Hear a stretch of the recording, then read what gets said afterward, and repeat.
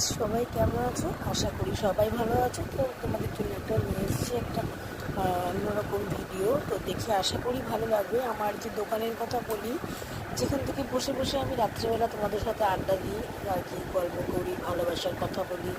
তো সেটা হচ্ছে আমার ভালো লাগার জায়গা, আমাদের দোকান। তো দেখতেই পাচ্ছ কিছু সামনে নানা রকম বিস্কুট রাখা, এখানে সিমেন্টের কালেকশন রাখা আছে।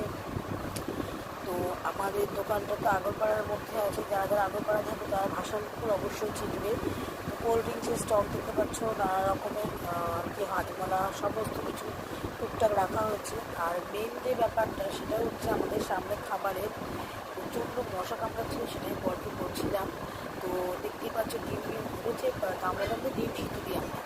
আর এখানে ডিমের নানা রকম আইটেম, ওই যে দেখছো ডিম পাউরুটি রাখা আছে, ডিম টোস্ট হয়, ম্যাগি হয়, ডিম ম্যাগি হয়। আর এটা কোল্ড ড্রিঙ্কসের ইয়েটা রাখা আছে, প্লেটটা। তো সামনে আমাদের রাস্তাটা দেখতে পাচ্ছ। আর এই দেখো দূর থেকে আমি ভেতরে গিয়েছিলাম, একটু কাজ করছিলাম ভেতরে গিয়ে।